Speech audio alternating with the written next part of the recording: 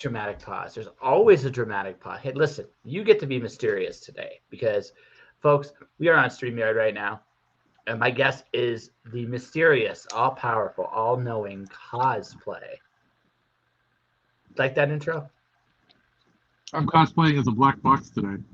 Yes, you are. At least at the moment, you are. Anyways, you are an author, and this. So I gotta ask this because obviously we all know this is a pen name, right? Right. So why cosplay? Well, it started off as Kos, and then we started playing video games that demanded that you have a last name. And I came up with a bunch of different ones that I thought sounded cool, but they were just kind of lame. And then my friend's girlfriend was like, "Why don't you be cosplay? Because that has double meaning," and it just stuck. See, when I think of cosplay, I think of comic book conventions, and I think of people dressing up as anime characters. Exactly. So I dress up my personality as my main character and write a story. Oh, okay. That's how you do it. I'm just me. I see. That sounds like a lot of work, actually. That kind of sounds like a lot of work, right? I feel like I've tried to pretend to be. I've tried to be an anime character, but it hurts now, so I can't do like the voice thing the same way. Just can't do it. So I gave up. I decided I just have to be me. You know what I mean? Right. Right. So, but I mean, ultimately, it's about what you're comfortable with. So, all right. So, can I call you Mr. Cos? Is that cool? That's fine. Okay. So, Mr. Cos. So, so that's Secret Origin. What was your video games of choice? I started with Final Fantasy way back in the original days when Final Fantasy 1 came out. Mm-hmm. And I pretty much I love turn-based RPGs, lit RPGs, or RPGs, now lit RPGs. I like those too. So my all-time favorites are Final Fantasy VI. Same here. Chrono Trigger is a fun one. That was a good one. Most people that play it really like it. Current day, I love the Persona series.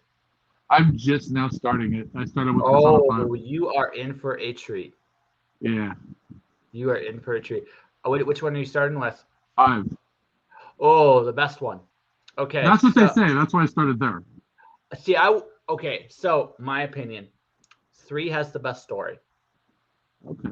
3 has the best story. It's the hardest of the games to play, right? There's only a very tiny amount of 5 in that game. Persona 4 is a better game than 3 is, but the story is better than 3. And a lot of the mechanics you see in 5 have evolved from 3, right? Ah, So, and 5 is like the best of both of them. It has a a really good question. story. It has a really good story. 3 is better, but really good story.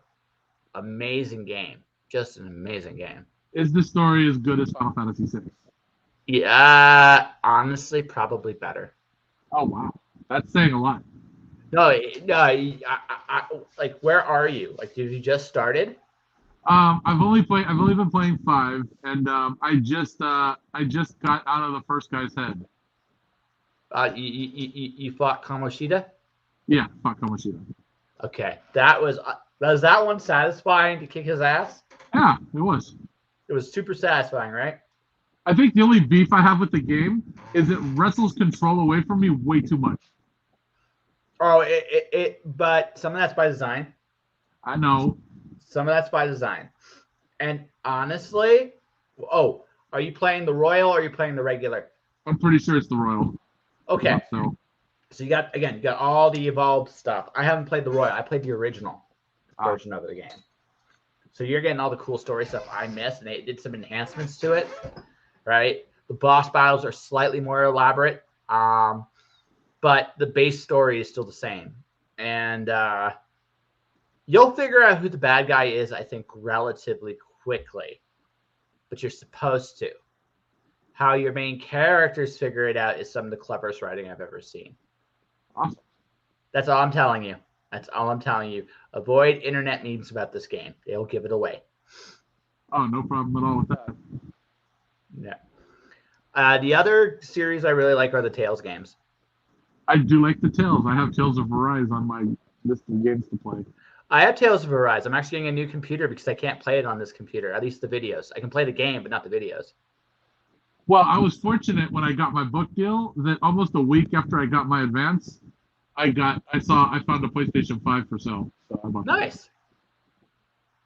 No, I'm playing it on the computer. It's fine. I really enjoy like the thing I love about the Tales games are it does the best character work of all the RPGs I've played, all of them. Because it's not just the grinding and the story.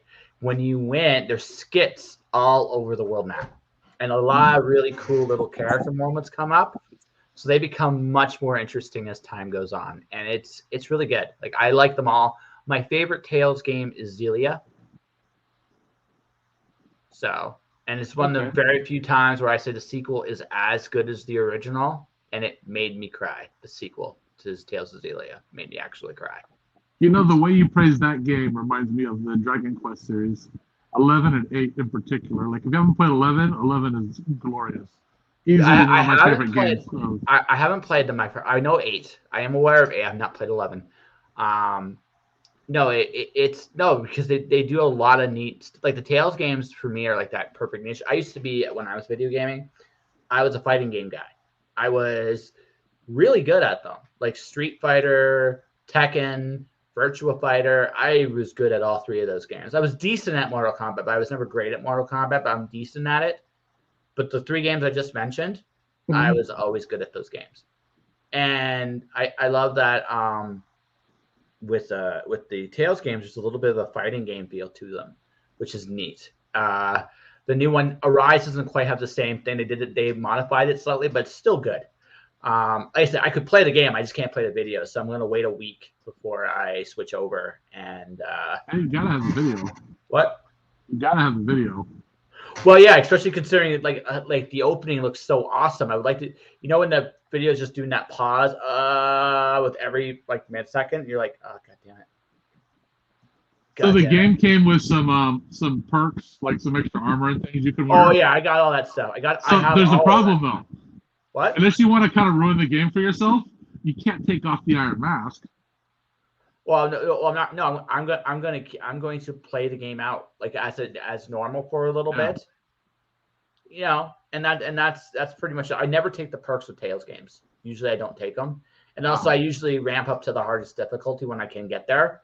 Usually, unless I played it already once. Like if I played the game already once, I tend to go on easy mode a little bit more because I've already beaten the hard stuff. But that's a matter of choice there. Like I'm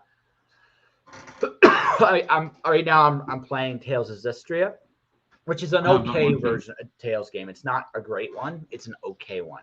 But I do like the beginning of that. I liked it. Yeah, no. Oh, the music in that game is amazing. Like the music is incredible. Like the climax of the game. I'm not going to spoil it too much, but there is a song that happens in there. And if you beat that boss, you get access to that song. It's an amazing like piece of music. Like that game musically is one of the best. It's got an amazing soundtrack. The controls of the game are like, compared to Xillia. I think Xillia was better. I think Rise is better. I think Berseria is better. But Zestria is not a bad game. I'm actually, like I said, I'm just doing it again because I want to do it proper. Get some of the access stuff I didn't get last time. Mm-hmm. That's what I'm doing now. Okay. You there? Yeah, I'm still here. Yeah, I'm just trying to carry it. Yeah, so that's me. Those are my games of choice with the JRPG turn-based stuff. Mm-hmm. You sound like Dragon Quest is your jam. Final Fantasy is the one that got me into the genre. And I even followed. I don't remember his full name, but Sakaguchi. He released. He was the producer of every Final Fantasy up to I believe 10. Yep. He's the reason that Final Fantasy became popular. I followed him over on Mistwalker over to the Wii, where he released a game called The Last Story, which is a brilliant game, by the way, but it's almost impossible to get now. Yep. Well, it doesn't surprise me. Another sneaky hit from bygones past. Have you ever played Earthbound? No, I haven't played that. I've heard of it though. It's fantastic. The dialogue is still like holds up after all these years. It's an amazing game. So Nice. but that's your secret origin. That's your secret origin. It's yeah, like turn-based RPGs turns you into cosplay, and Yep. you write game-based stuff basically. So I write Lit RPG, which is a relatively it's either new or old, depending on how you look at things. Because if you really look at the genre for what it is, Tron was a Lit RPG. Mm-hmm. So you can go way back and identify all sorts of films and literature where they basically use the concept. They just didn't romanticize it like we do. Okay. So when did this pop back up? The Russians figured it out about, I don't know, 15 years ago. So there's a lot of Russian lit RPGs that have been out forever. And then I think it maybe got popular with, I don't know, maybe Sword Art Online or Ready Player One. Yes. Sword Art Online's really a cool series. Yes. That really shows off the whole VR MMORPG genre, where you basically go into a full dive video game. Yo, yeah, no, that's a big genre in Japanese light novels, especially. Yes. Yes, they People compare me to a Japanese light novel, and I didn't even know what they were. Well, no, that's what they are. They're called Japanese light novels. I know. They are, to me, the modern pulp novel is what they are actually. Yes. So they're shorter stories with cool illustrations on the inside. And I'm reading right now. I'm reading Classroom of the Elite, which is my RPG of choice, or my not really RPG, my light novel series of choice. But I'm also reading Spice and Wolf. Okay. Yeah, so I like that kind of stuff. In that genre. But I mean, I've tried, like, some of the ones I've read, like, are Reborn as a Space Mercenary, which is basically it is exactly what you expect it to be. So there's a lot of those out there. It's fun. I mean, it's good escapism. You know what I mean? And people like to escape into cool little worlds.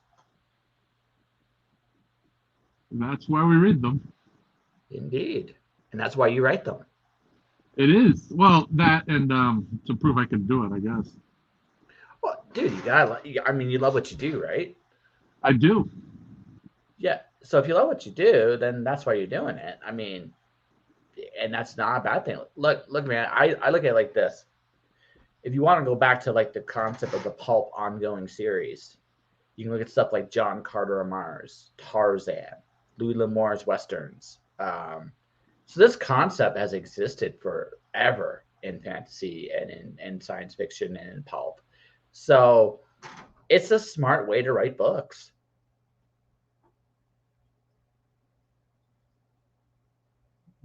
No thoughts on that?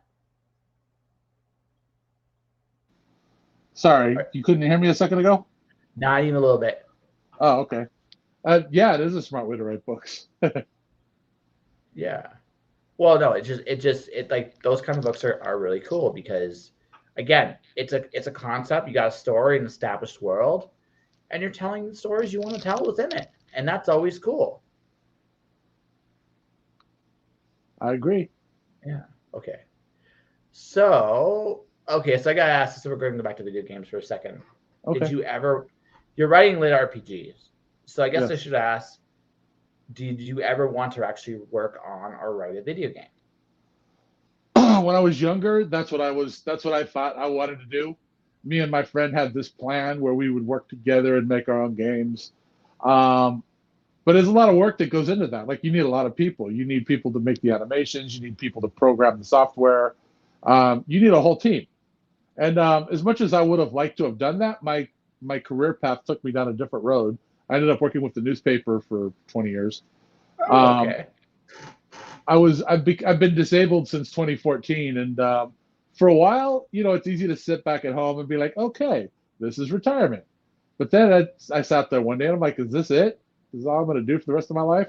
So I decided to do something productive, and that involved writing a story. So I wrote a few chapters, put it up on Royal Road. People said they liked it, so I wrote a few more, and now I've written about 1.5 million words. I feel inadequate. That's a lot of words. Well, it's 1.5. like it's little bits every day. Like, for 2 years, Oh, yeah. I've written 2,000 words a day, roughly. That adds up. That adds up. Yes. And also kudos to you for the discipline to do that. I go I try to average between 1,000 and 2,000 words a day. That's my average. I don't sweat it if I don't hit my word counts. I've learned this. It's important to go forward. It doesn't matter really how forward you go, as long as you go forward. Does that make sense? Right. Right. So some days, and also I have a notoriously big mouth. I do the show, right? So, Right. So I'm doing this, and so it's like, okay, between this and my writing, so I divide the time, and then I'm drawing too, which is weird, but here I am. If you got a skill, use it. I that was my pandemic skill. I learned to get like one of the most important things I've learned in this life is to truly discover what you can do, make yourself uncomfortable. Well, drawing makes me uncomfortable. So you should draw that. I make squiggles all the time. I got Procreate, and I got myself the pencil, and I've been hacking away at it. It just looks like I'm in kindergarten. Hey, listen, I join you. Do you want to see some of my stuff? Sure. So, what do you think? Hey, that's exactly like what I do. Yeah. Yep. I screwed up on the car. So I had a Tina Sildago. I put the audio up on that today. She put me through 5-minute paces. Right. So everything from like favorite dishes to Batman. My favorite one though is this one, the plushie. Plushie Nice. Dino. I'm like, I can make a toy out of that. Right. Because I could. And it's like not hard. So I don't worry about what it looks like. The important thing is that you're having fun. Are you having fun? Most days. Yeah. I mean, it's just like any other thing that you strive to do. Some days are better than others. Oh, sure. Some days I'll sit there scratching my head like, what am I trying to say today? There was a short time where I was writing this one story and I wasn't really getting any feedback. And it almost felt like a chore to keep writing it. And I finally had to make the decision to pull the plug. Wasn't for you. I don't know if it was or wasn't, but it's like sitting around a campfire telling a story to a bunch of people and you can tell none of them are into it. It's like at some point you have to cut your losses. Mm-hmm. Oh yeah. It might be the cleverest thing in the world to you, but to other people, it's not so entertaining. And then you question how clever you really are. Well, every time I write anything, I question how clever I am, and I end up putting it out there, and you wear your heart on your sleeve, and like, okay, please, somebody like this. I mean, you want to knock it out of the park, but you'll settle for anything that's in the field. Well, it's like I equip like putting yourself out there to like baseball. You're taking a swing at the bat. Right. Sometimes you hit a home run. Other times you hit a single, double, triple. Right. Sometimes you walk. Sometimes you strike out. Sometimes you bunt. Right. And all these results are like just you doing the same thing every day. And you hope that your swings are more consistent, but some days you just wonder what the hell what are you doing today? I know what I'm doing, right? And then you sometimes you go, no, I really don't. Some days I don't get it. And then some days it's like you're on fire. You're like, holy shit, I can do this. That's exactly it. So, okay. Let's think about this for a second here. You've written 1.5 million words. How many books is that? All right. So, The Accidental Summoning, which is the one that's public, the first book's out right now. That is 5 books that I've written 4.5 of. The other one, Asleep, I've written 4 books. That's on another app called Yonder right now. It's a Korean app that's, I think, it's tied to one of the other ones, a webcomics or something like that. And they gave a bunch of us a deal to put one of our novels on them. That's 4 books, but Podium's making the audiobook for that. And then Okay. a new one called New Game. I just got that one. I finished the first book, and my publisher agreed to publish it. And that's 1 book right now. That's So 9 10 books, books. 10 books total. Okay. I was gonna ask, how do you do half a book? You said four and a Well, half. yeah, I'm in the middle of the second one right now. I've written Oh, about 30 chapters out of probably 60. oh, okay. Okay. I just wanted to understand what you meant by it. It's like, wait, they're half a book. Well, What when you release a web serial, it's always in fragments or fractions. Like with New Story, I'm 3 or 4 chapters into book 2. With the Accidental Summoning, I'm 33 chapters into book 5, and with the Sleep, it's done. All 4 books are complete. So okay, gotcha. I wanted to understand. It's like, okay. So it'll be eventually 12 books. That's an impressive like resume right there, my friend. Well, it'll be more than that because I've got a new one that I'm writing, which I haven't named yet. That I've written probably about 10 chapters into the first book of that. The New Story is it's going to have at least 3 books, possibly more, and the Accidental Summoning is going to have more than 5. I just don't know how many yet. Okay, no, it's fair. But it sounds like you're on your way, man, and to get into like you're sounds like you've been incredibly prolific. I want this year to be a good year. I want to release 4 books this year. That's a good goal. I want to Yeah, release 3. That's my goal. nice. Yeah. One of them's gonna be on Kickstarter at least, maybe 2. Oh wow, Yeah. I've heard of people doing that. I don't think I have enough confidence to like draw in Brandon Sanderson type numbers if I did it. So Uh, you probably won't like okay, listen, I know it's hard to believe, but I'm probably not gonna get Brandon Sanderson numbers either, right? And I say that with a nod because that was insane. right. But okay, so think of it like this, okay? Say, okay, take one of your books, okay? Take one of your series. Let's take your Summoner series, okay? Mm-hmm. Now, I'm sure you'd be happy with a light novel esque kind of look and feel to your book. Right. But let's say, for the sake of argument, you could think of a special edition for it, something really cool, really different, Right. right? Well, you may not want like a publisher might look at you and go, "Hey, listen, all those like let's just say we'll call it for the sake of argument a bedazzled edition, right? It's a giant hardcover. It's got jewels glowing. It's got like glitterous kind of thing going on, and people will be looking at that going, "What the fuck is that?" Right? Right. But you're like, "This will be cool," and the publisher will be like, "I can't do it. I can't afford it." Okay, so you go to Kickstarter. Hey, who wants this cool shit to collect? And that's Kickstarter. Kickstarter is a place to go when you have an idea for a collector's or a special edition of your book, right? I am a big Dr. Seuss fan. I'm going to do a Dr. Seuss-esque book. I want a golden story book, but I also want to do it like a comic because comics do well on Kickstarter, right? Right. Why not do both? Right? Now, if I try to do Yeah. both under my own budget, they're going to laugh at me just a little bit. You know what I mean? Mm-hmm. But if I was to go to Kickstarter and say, hey, you get the choice of a Dr. Seuss style book or you get a comic. Maybe I get an audience for that.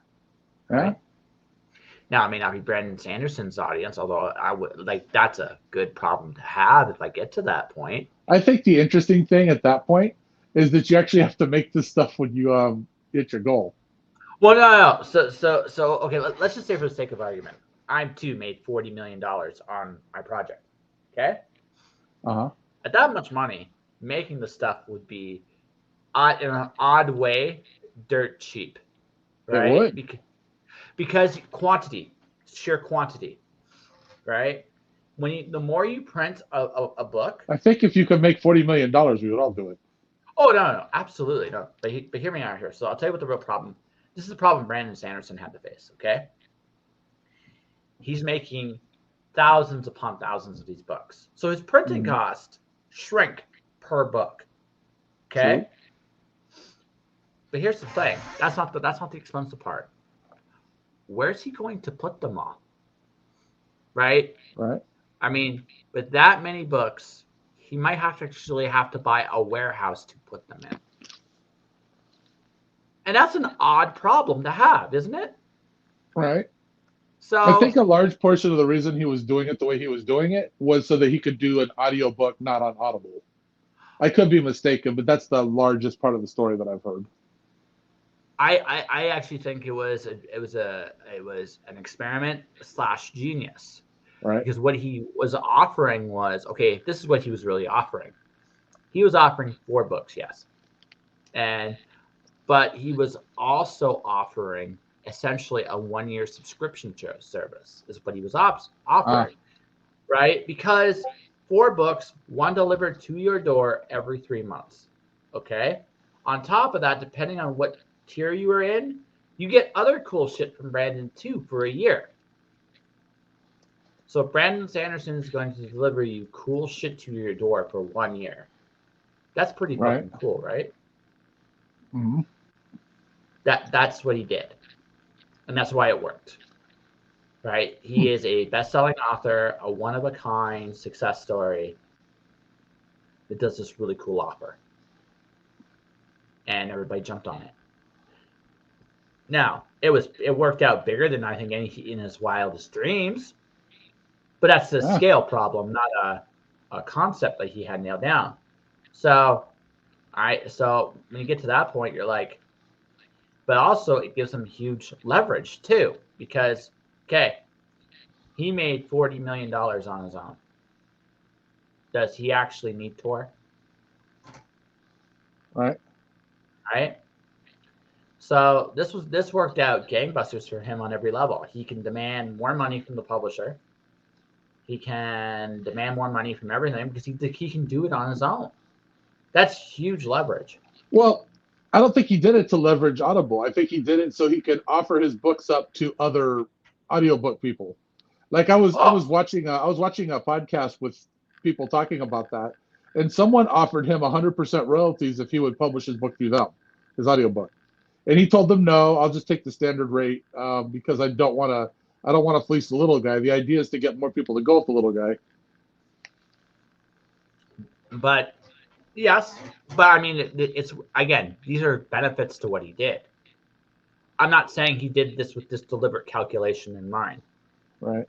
But what I'm saying is because of how successful it was, he got a real sense of what he was worth. Yeah, he definitely did. So because he got that, now he's got that in his back pocket. So he can go to any publisher, any audiobook place, any movie place even. Well, the problem is Audible. Like everybody goes to Audible because that's where everybody goes to buy books. And Audible from the you mean from Amazon? the writer, Audible, not Amazon. We're talking about audiobooks, not Kindle books or ebooks. Audible takes I don't know this specifically because I'm not that into this debate, but I think they take like 25. The writer or the publisher only gets 25 to 40%, where Audible takes the rest. Yep. And if you don't go exclusive with them, you lose that 15%. So you're only at 25% instead of 40%. So most publishers and everybody goes through Audible, and they feel like the writer should get 60% or 70% instead of 40%. So Audible takes that, but what's the option? And they say that if you go with another publisher, you might make like a couple $100 as opposed to what you could make on Audible. So they basically have the monopoly, so they could just do this at will. Well, but there's a flip side to that too. A guy like that doesn't need them now. It's not about him. He was doing this for the other guys, for the little writers. But also, it wasn't just about him. What I'm saying to you is, in his place, he's opened up a door for other people to walk down. That's what he was doing. Right? That's what he was doing. And I would actually argue with you, it wasn't just audiobooks, but all books, right? any angle you want to go at that, right? Now audio might have been his goal. I don't know. Well, Kindle's not so bad. Kindle Unlimited is. I mean, you make pretty good money off of that. Uh, So I don't it, think there's a lot of people complaining about that. Kindle has its own problems. I mean, I'm not gonna say it's it Kindle. So I've had writers, okay, on the show. Some of them have gone Kindle Unlimited. Some of them have gone wide. Some Mhm. A couple of my author friends have ignored Kindle altogether and have made Mhm. more money. Nice. So I think what's interesting about publishing doesn't matter how you look at it, right? Whichever angle you want to come from it, there's more than one way to do this, There is. right? So when you look at, okay, if you look at the audiobook thing, Amazon's trying, Audible is owned by Amazon. So Amazon's trying to corner the market, They are. right? Now they're going to have a large chunk of the market regardless because of who they are. That's established and people have to understand that. At the same time, right? It's the standard for a file is universal. It's a wave or an MP3 or something like that. And those can be played anywhere. So you can go to Google because Google's got an audiobook service too. You can go to some of these other places if you'd like. And Google's not small either. So it's one of those situations where they're trying to do something. They're trying to get as much of the market as you can. And as a business, you can't blame them, right? As a creative, but I think what's becoming more of a norm as a creative is you have to understand what these options really are and not what people are telling you they are. Does that make sense? Yep. So and like I said, it was one of those things where, and in that particular case, we're talking Kickstarter now. It opened some very interesting doors for Sanderson himself, but I mean, even though he might not have intended that, it did. I Unexpected just need to result. figure out how to be as popular as Sanderson. Oh, write good books. Yep. And I mean, success, the level. I mean, okay, Sanderson's big break came from Robert Jordan's Wheel of Time series. Right. That's where his big break was. He had the opportunity to finish that trilogy, and he did a wonderful job. I mean, I'm not going to say he did he did a great job. People from there tried his other stuff. He opened the door for people to check out his Mistborn series, which led now to his Stormlight Archive series, which is phenomenal, right? I've read Mistborn. I haven't read the other one. Mistborn's good. Stormlight is his epic fantasy series. So I got the first 3 in hardcover. I want to get the 4th one in hardcover while I can find it still. But that's that's my snobby bookish hardcover series, and that is Mr. Sanderson. And the thing is, and I'm actually trying to get him on the podcast. I'm hoping to get him for episode 1000. That's my hope. We'll see how that goes. Nice. But the thing is, he didn't he was in the right. He had a lot of breaks work his way, but ultimately he was just good at what he did. He took the opportunities that were presented in front of him, and he made the most of it. And that's all any of us can do, really. Yep. So who knows? One day, because I know this too. Is like I might see you in a manga section in a major book chain someday. You never Maybe. know. My publisher doesn't really go the print route. I mean, we got print on demand, but I'm pretty much Kindle Unlimited and Audible. Yeah. Do you want print books? Arguably, not enough to go looking for another publisher though. No, it's fair. So you're happy where you're at. I bought a box of books. I got some. Yes. No, I'd say, but you're content with your deal. You have to start somewhere, and I've heard this is a good place to start from. So yes. Okay. Yeah, I don't want you to bury your publisher on the air. That would be bad. But I ask it all of this like this because like again, it's good to have goals, right? Like I have books on okay, so for me, because I'm science fiction, I went Kindle Unlimited for a bit. Now that I'm ready to put books, more physical, like actually have physical books, Mm-hmm. I want to go wide with those because I now have the capital and the ability to do so. Um, I want to do Kickstarter because I think Kickstarter is a different audience than an indie or a traditional bookstore. Does that make sense? It is. Yeah. And so I have my goals specific there. So I'm doing stuff on my own, but I'm also now submitting to publishers a little bit more regularly than I did too, because I figure I might as well. I want to hit as many different audiences as I can, Mm-hmm. and I'm not necessarily going to take it just any deal at this point either. Right? There are things I want if I get into a traditional publisher, and there are things I'm content to do on my own if I don't. So, You know, one thing I looked at closely when I was thinking about publishing was how other independent authors do it. And a lot of independent authors that I've watched release their book and don't do anything at all for advertising, and then their book doesn't sell any copies. that is correct. That is correct. They don't market it correctly, or Right. they don't market it at all. So that And was that was one of those cart before the horse things where I would have had to have come up with a pretty sizable amount of money to indie publish. not okay. Yes and no. Yes and no.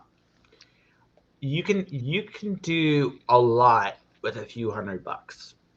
You can, but you have to look, right? You have to Right. look around. It depends on what your book is. It depends on who your audience is, right? You have to know what those things are, and those are the first two things. Like, okay, I write an Alice in Wonderland Greek mythology mashup, epic poem. Who's gonna like this? Students, Right. theaters, Alice in Wonderland fans. So then, if I want to sell the physical books, I should be figuring out how to target those places specifically. Focus my marketing on the audiences I think will appreciate it the most, and that can be a lot cheaper than trying to do the big giant broad advertising. You know what I mean? Mm-hmm.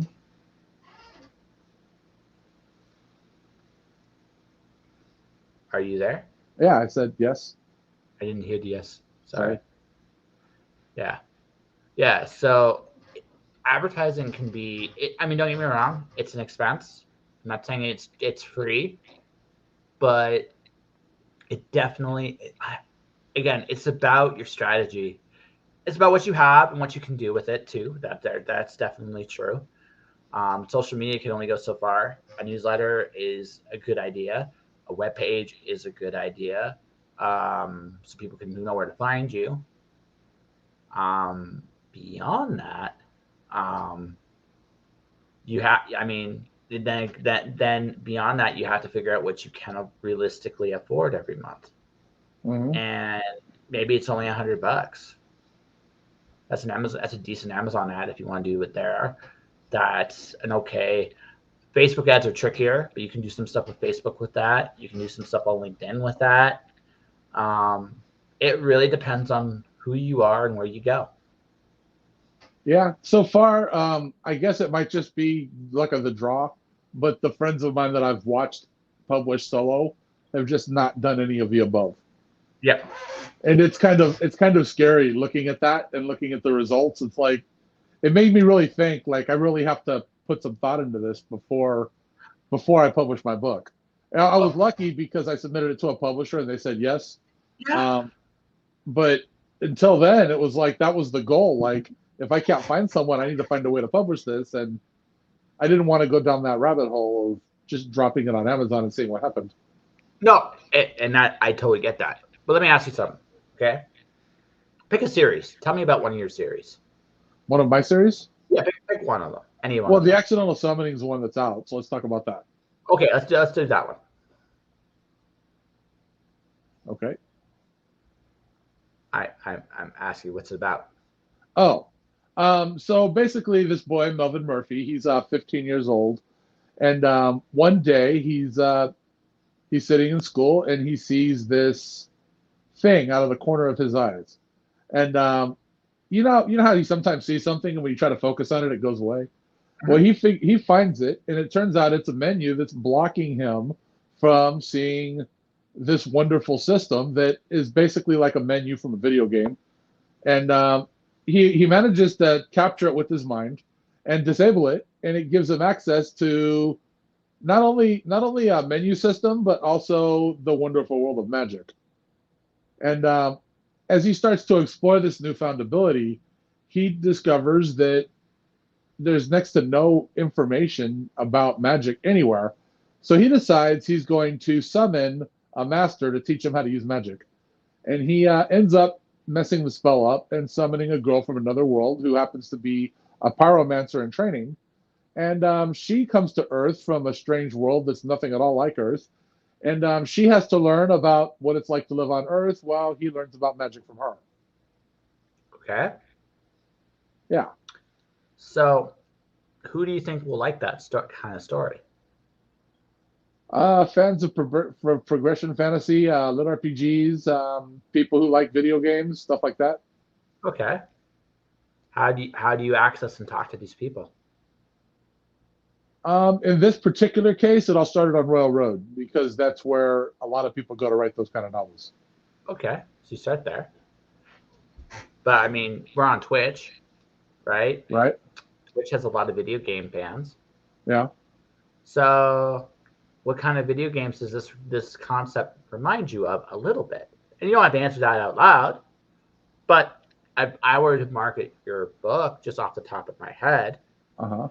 I'd be like, well, this kind of reminds me of certain kinds of video games. Right. So maybe I should go find people who play those video games on Twitch and see if I So can get that. I do have a Twitch channel, and I've written on my channel before. It doesn't really attract a lot of viewers as you would think, um, but I've tried that. So you've gone to streamers that stream those games and talked to them about your book and advertising them? Um, Not exactly that. No, that's not a bad idea though. I have talked to different gamers and I've told them that I have a book, and they've let me post it on their Discord and stuff like that. Oh, sure. No, absolutely. But what I mean is like okay, if I was advertising this series, okay, this is Mhm. just off the top of my head, okay. The way I would do this, there's two things I would consider. The first is this: what kind of games does this remind me of? Right. Right. Second thing is, okay, let's talk about your channels, just specifically your Twitch channel. Do I have any games like this? You might not. I don't know. But let's say you Right. did. Let's say you did. Okay. So you could be streaming the game because okay, we're on Twitch right now. I have one person watching this show.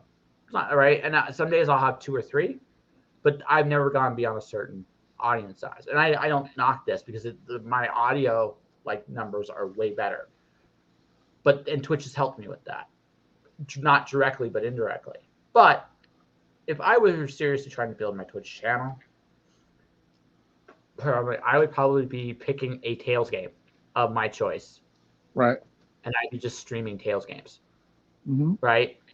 Hit that specific audience, get them to come watch me play, right? And Right. then at the end of every stream, talk about some of my books and stuff.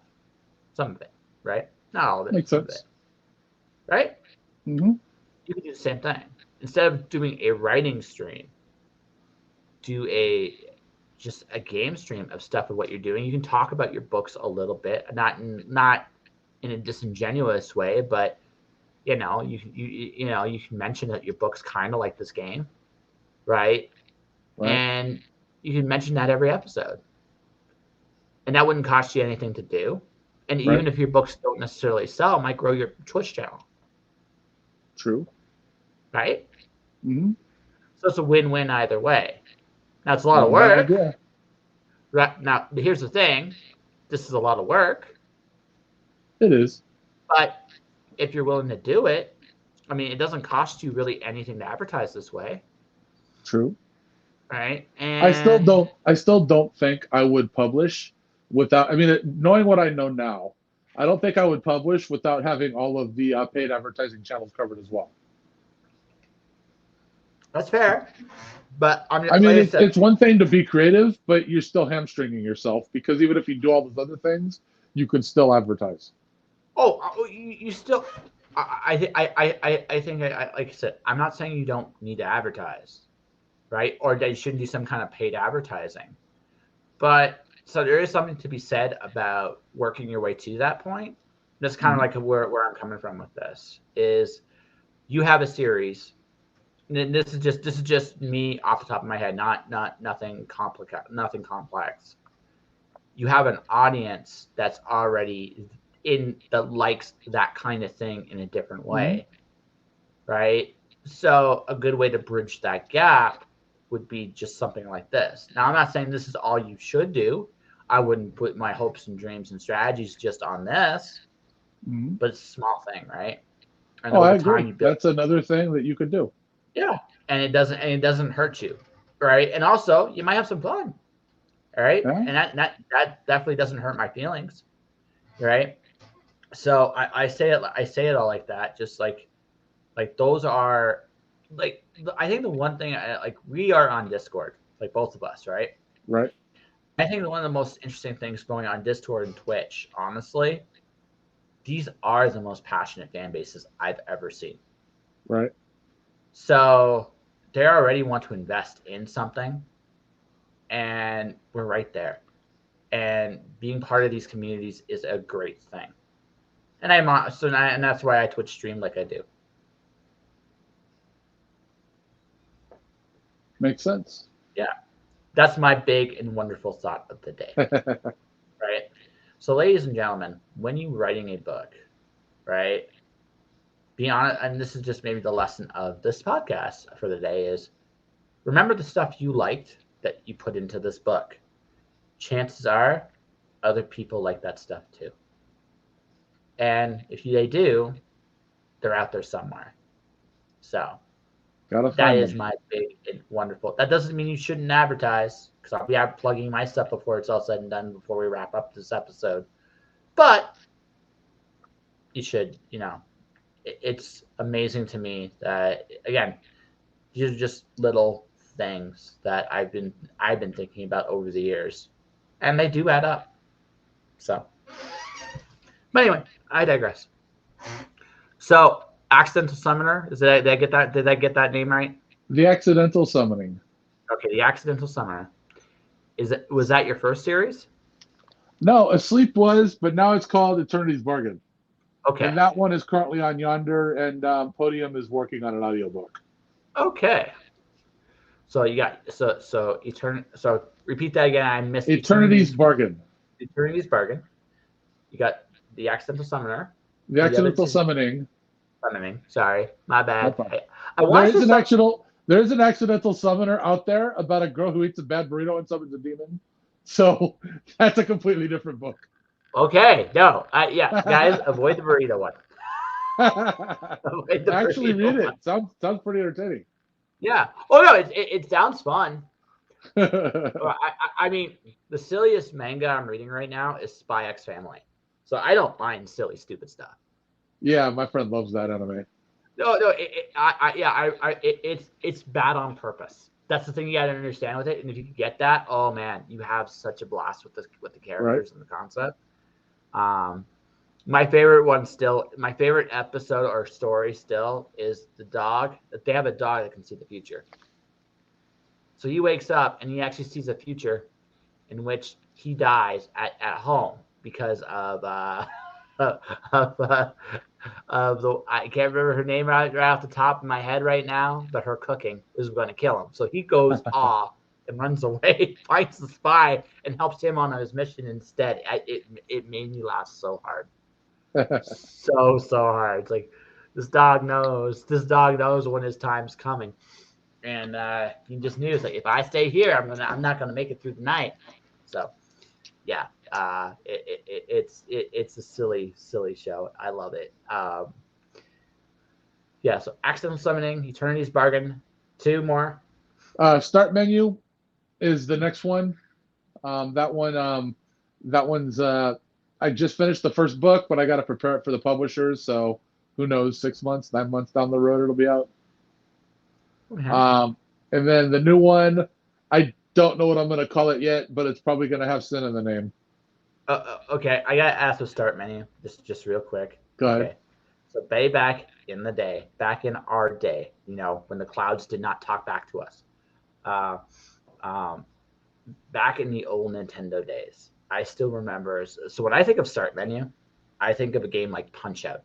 Do you remember Punch Out? I do. So I was the asshole that would introduce his friends to fighting Mike Tyson right away because I knew the code. I knew the code, right? Yeah. So when I think of start menu, I actually think of something like coordinates, right? Like these secret codes are like coordinates to like. I can't hear you. So if you are saying something, I'm here. I'm just waiting for you to finish talking. Yeah. Okay. So I was thinking like because I heard you say so I'm just imagining. So when I hear start menu, I kind of feel like it's like it's almost like cheat codes for stuff. Am I on something or onto something? It's kind of like a cheat code. Yeah, actually, book 3 is probably going to be called cheat code. Okay. Because we got for the first book's called New Game, second book's going to be called Continue, and I'm thinking the third book will be cheat code. Okay. Okay. So what was your favorite games to cheat in? To cheat in? Like Contra, for example, the 20 lives code. Yeah. Was that the one? I forget what the game was. That was the up down left right. Yes, it is. Right? Yep. That's the economy code, ladies and gentlemen. I like that code. Oh, that code's everywhere. Yeah. I stuck it in my novel, actually. Nice. Yeah, of course. I don't do that, but there's a lot of war games quotes. Well, again, you don't do Easter eggs at all? I do, but not necessarily that one. But like I said, there was a lot of war games. The AI asked the main character, "Would you like to play a game?" And he said, "Do you have thermoglobal nuclear warfare?" Okay. And then he's like, "Not if you don't want to end the world." And the main character's like, "Okay, fine. How about a nice game of chess?" If you've seen war games, that's like the perfect quote. So what were your board games of choice back in the day? Board games? Yeah. Monopoly. Okay. So you flipped the table? You make people flip the table on a regular basis then? I can tell. Yeah, maybe. Maybe. I was the oldest of 3 siblings, though, so I always cheated. My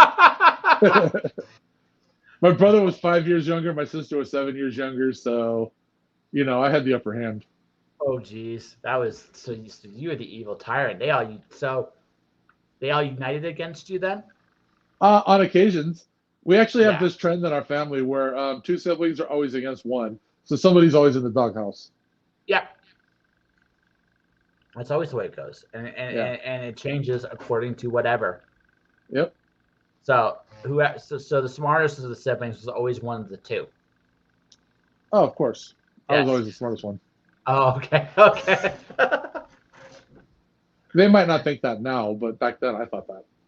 No, it's fair. You got. Hey, listen, you got to take advantage of I have a sister, so yeah.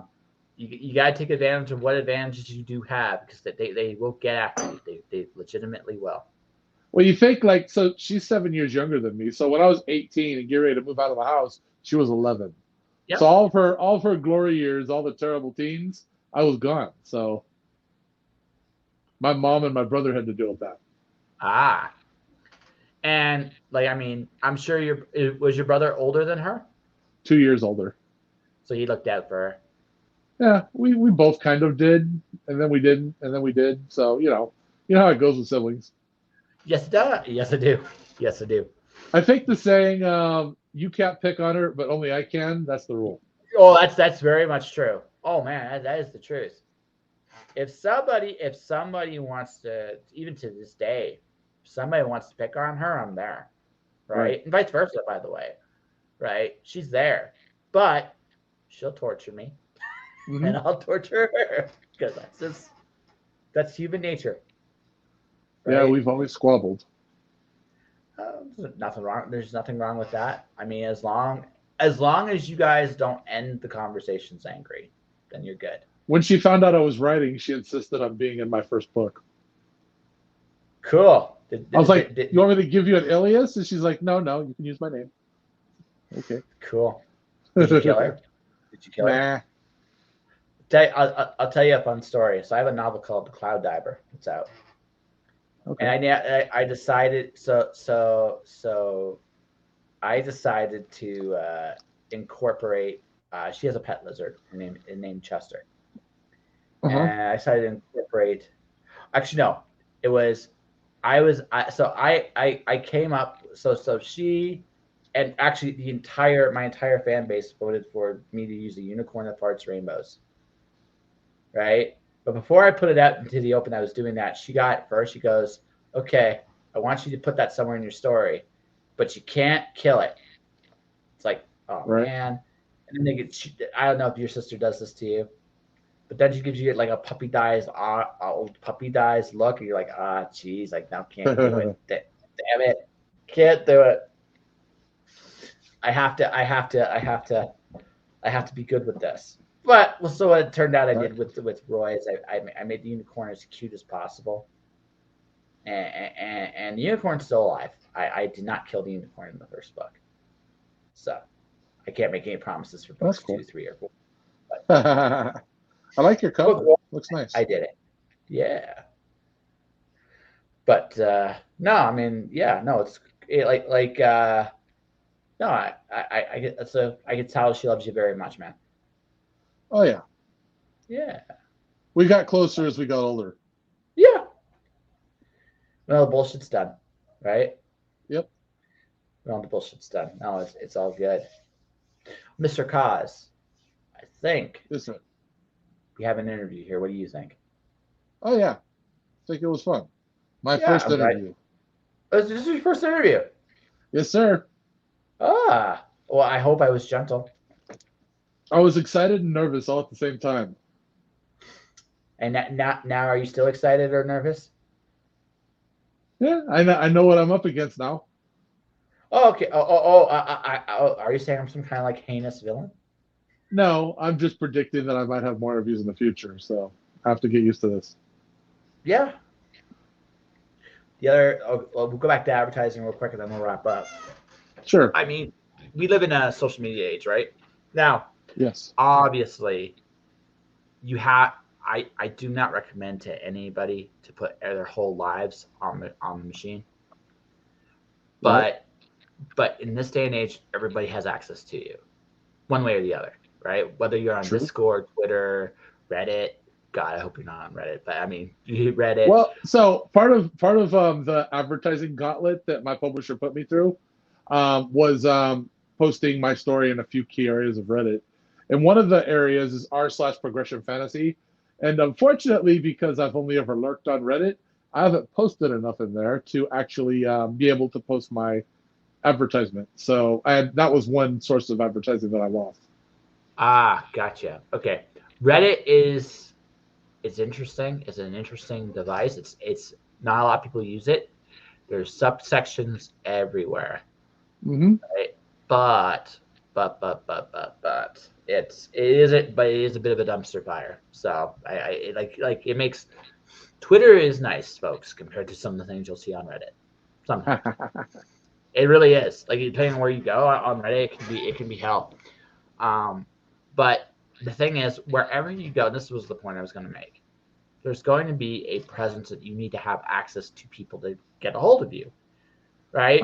Now you got to make a decision on how much of yourself is put into it, but it can't be nothing. Right. We don't have the luxury anymore to just put the books out and hope for the best. You have to be accessible, open, and just willing to engage, right? And you got to figure out that part of yourself that you're okay with sharing to the world. My theory about Amazon, specifically Amazon, is it's kind of like an old lawnmower. You have to pull that string to get that engine going, or it's never going to start. So I agree. you need to drive an audience there by advertising and doing everything that you can to get it going, so that you can show up on those charts and those lists. They're going to get you additional sales. Yeah, but I would argue that's true with advertising in general. That's the basis of it. You're pushing the engine, right? Now you got to figure out where that engine is for you, because everybody's a little it's different than, say, like, let's say you have a lemonade stand. You put your lemonade stand on a busy street corner, and people are going to drive by and they're going to see you. Yeah. With Amazon, you have to put your lemonade stand behind a dumpster, and then if you get enough people to come back behind the dumpster to buy it, you get to move closer to the street.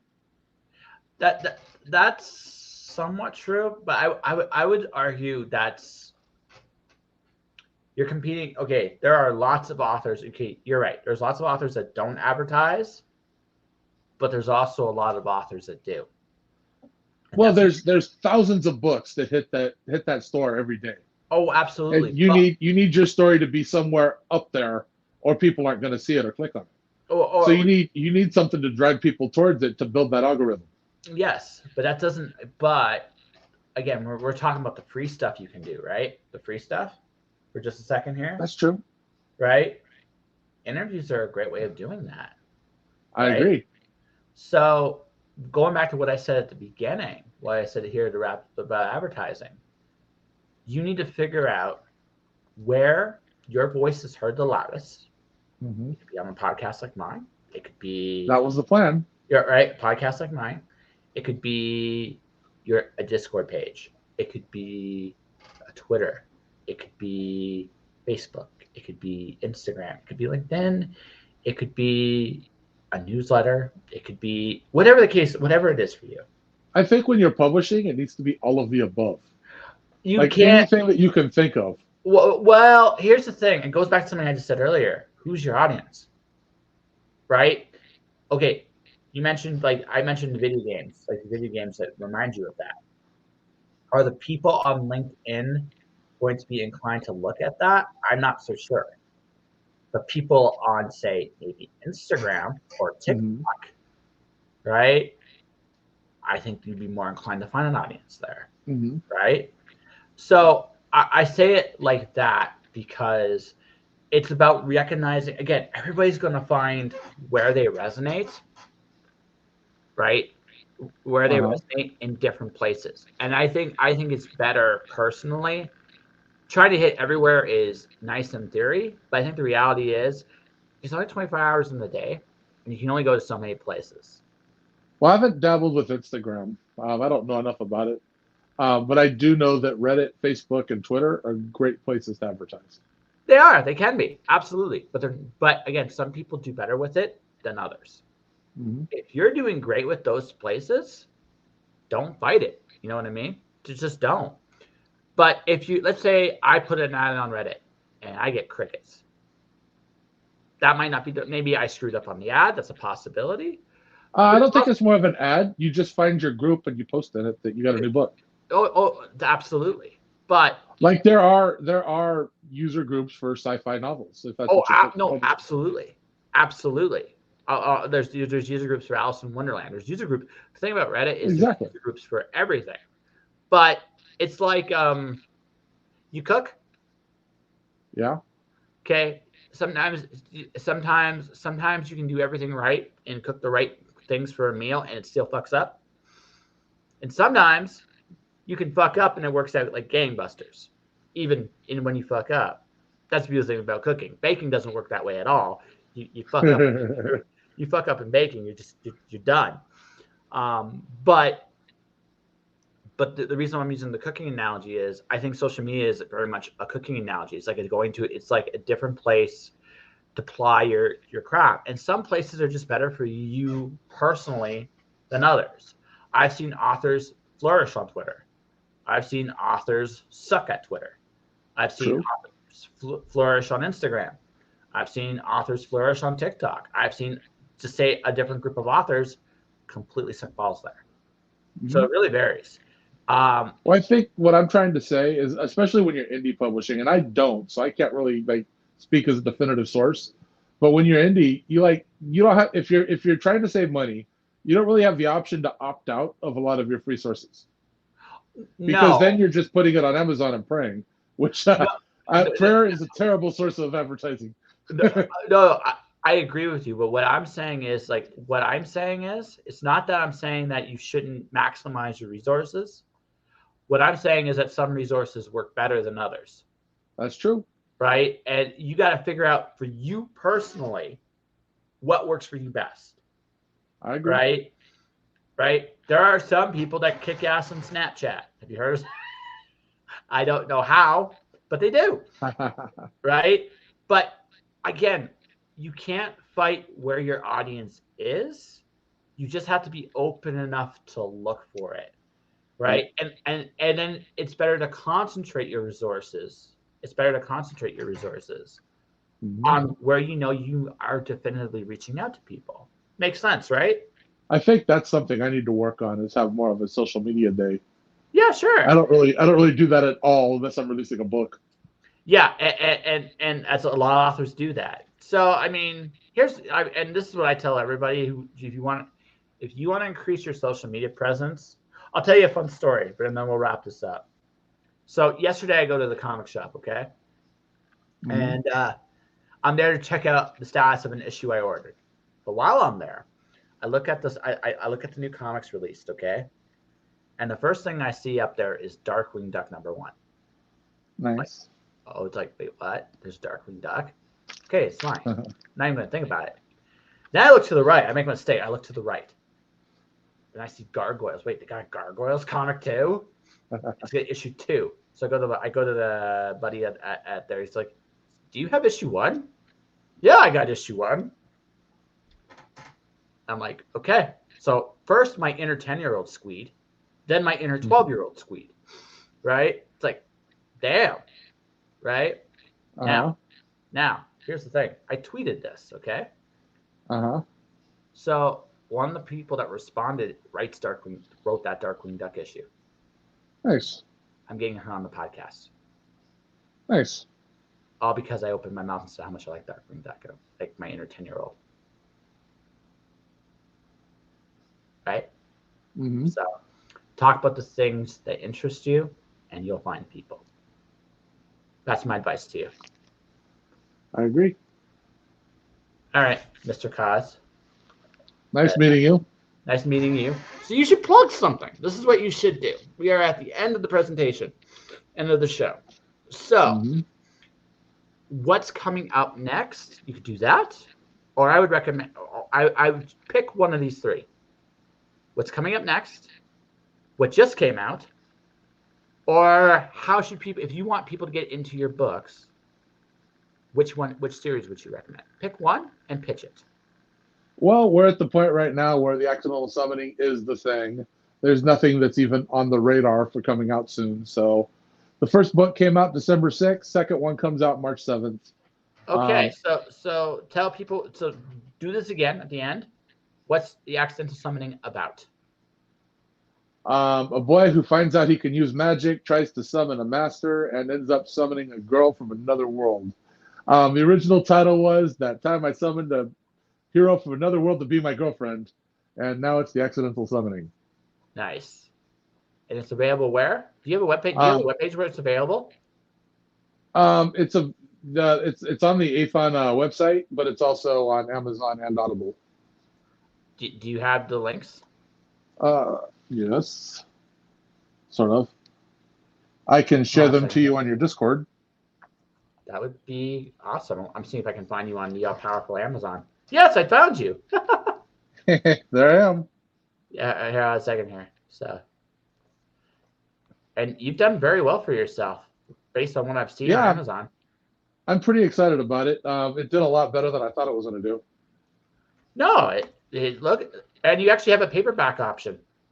Yes, I bought a bunch of them. I got a box of 30 of them. So here we go, folks. I'm just putting it up here. So, folks, I mailed a bunch of them out to all my patrons, and I still got about 20 of them left. Nice. Maybe we can talk about it after here. It looks fun, folks. So definitely go check this out. So that's it. Do you have a webpage where people can find you? Not yet. Okay. I'm Cosplay1 on Facebook and Twitter. So hold on, let's see if I got this right. Okay. Cosplay1? Yep. Hold on a sec here. Let me Is that right? No, ONE, one, but like spelled out. Wait, ONE? Let me triple check. It might just be cosplay on Facebook. See our profile. It's just cosplay.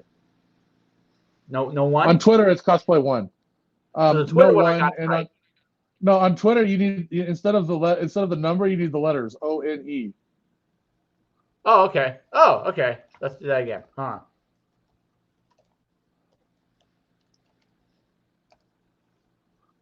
Okay, folks, that is the incorrect one. This is the correct one, right? Yep. Yay. I know what I'm doing. Dude, congrats on your success.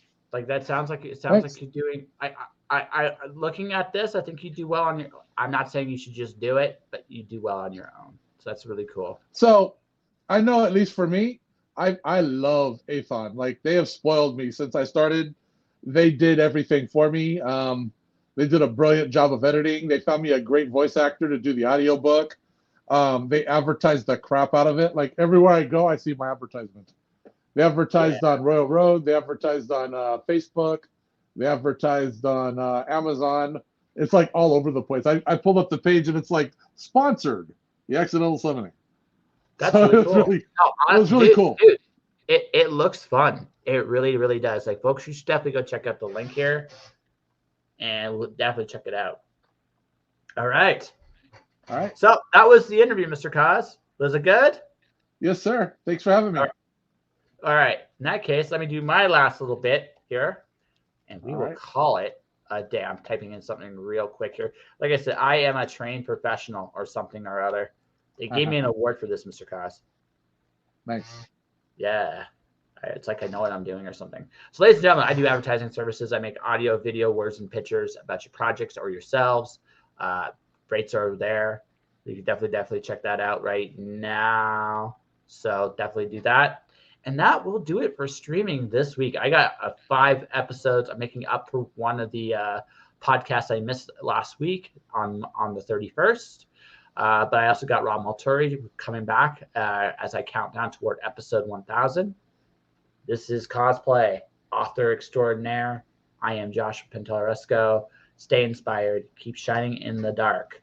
And I'll see you guys next time. Take it easy, guys.